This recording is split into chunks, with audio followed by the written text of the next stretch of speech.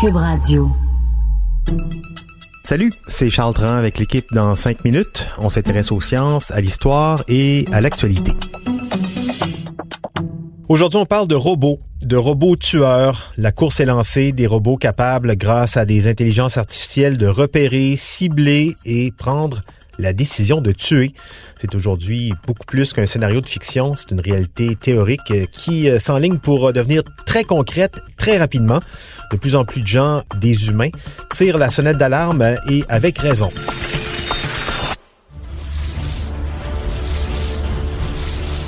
Imaginez dans le ciel un drone équipé de caméras en tout genre qui survole une zone de conflit. Au sol, un pick-up équipé, lui, d'un lance-roquette sillonne les rues d'une petite ville. Dans les airs, les caméras du drone le repèrent, le cible, analyse l'image et tout d'un coup, le drone pique du nez pour aller se faire exploser sur le véhicule armé. Ce scénario, on le retrouve dans une vidéo promotionnelle pour le Mini Harpy, Loitering Munition System. Mini Harpy, un système armé flâneur, une arme autonome développée par une entreprise israélienne. Mais les Israéliens ne sont pas les seuls dans la course. Loin devant, il y a les Américains, les Russes et plusieurs autres pays qui se sont lancés dans cette course à l'armement, décrite comme la troisième révolution militaire après l'invention de la poudre à canon et celle de la bombe nucléaire. Rien que ça. Plusieurs questions ici. D'ailleurs, pourquoi développer des robots tueurs? L'idée, en fait, c'est d'éliminer la phase d'intervention humaine pour que la machine décide elle-même quelle est la cible valable. Or, une machine, même si son algorithme est très développé, ça n'a pas de compassion, ça n'a pas de sentiment humain. Et donc, ça pose une grande question de moralité pour l'humanité aujourd'hui, ça, de décider de confier ce type de décision à des machines.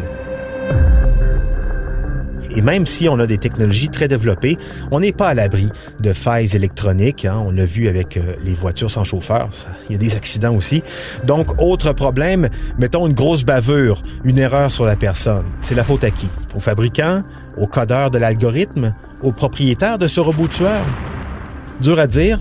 Il y a une ONG néerlandaise, Pax, paix en latin, qui a récemment publié un rapport d'étude sur l'état actuel des armes autonomes. Selon les auteurs de ce rapport, même si pour le moment la décision d'appuyer sur la gâchette revient encore aux humains, le pire est à craindre parce que la course est lancée. C'est Vladimir Poutine qui disait il y a quelques années, celui qui maîtrisera les technologies de l'intelligence artificielle deviendra le maître du monde. On dirait une mauvaise réplique du méchant dans un film de James Bond. Mais le problème, c'est qu'il a sans doute raison. La robotisation va bouleverser les guerres du futur. L'intelligence artificielle annonce une redéfinition des équilibres stratégiques qui prévalent actuellement. L'organisme Pax affirme en fait que c'est impossible d'empêcher l'avènement des robots tueurs, des armes autonomes, qu'on est rentré dans une dynamique similaire à la course aux armements nucléaires, une dynamique de force dissuasive. Et ça, en gros, ça pue, selon Pax, parce que le risque de conflits accidentels augmente de manière exponentielle avec des machines qu'on contrôle à peine. En ce moment, donc, je disais, il y a plusieurs pays qui investissent massivement dans cette course. 7 pays, les plus importants, et dans l'ordre, les États-Unis, la Chine, la Russie, le Royaume-Uni, la France, Israël et la Corée du Sud. Les États-Unis mènent donc la danse avec 2 milliards de dollars d'investissement annoncés par le Pentagone en septembre 2018 pour les 5 prochaines années dans l'intelligence artificielle appliquée à l'armement. Mais la Chine, comme d'habitude, rattrape vite son retard et les autres pays tendent à faire la même chose.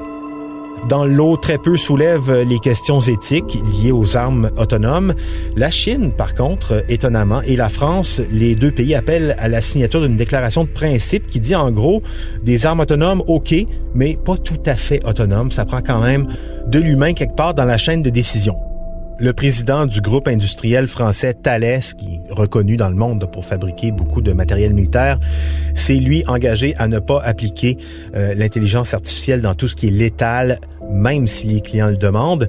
Mais ça n'empêche pas, l'armée américaine développe un tank en ce moment, un tank équipé d'une intelligence artificielle capable de viser ses cibles de façon autonome, de repérer, identifier et suivre une cible au moins 3 fois plus rapidement que par un processus manuel actuel. La Corée du Sud, elle s'est fait remarquer en 2014 en installant le long de la zone démilitarisée qui la sépare de la Corée du Nord, en installant des mitrailleuses autonomes, les SGR-A1, capables capable de détecter une présence humaine, de les suivre et éventuellement tirer sans autre intervention d'opérateurs humains. Une arme utilisée aussi en Irak et en Afghanistan. Aujourd'hui, 28 pays, le Parlement européen, une centaine d'ONG, 21 prix Nobel de la paix, 4500 experts en intelligence artificielle appellent à l'interdiction des armes autonomes si on se fie à la campagne Stop Killer Robots. 61% des citoyens sondés dans 23 pays s'opposent également à l'usage et à la confection de ce type d'armes. Quant au Canada, plusieurs militants opposés aux robots tueurs, des militants de partout dans le monde, font pression sur le gouvernement canadien. Des pressions pour que le Canada soit un peu l'ambassadeur pour la signature d'un nouveau traité international contre les armes autonomes, un peu comme il avait fait pour les mines antipersonnelles il y a à peu près une vingtaine d'années. Allô Ottawa? Belle occasion de vous faire du capital de sympathie ici. C'était en 5 minutes.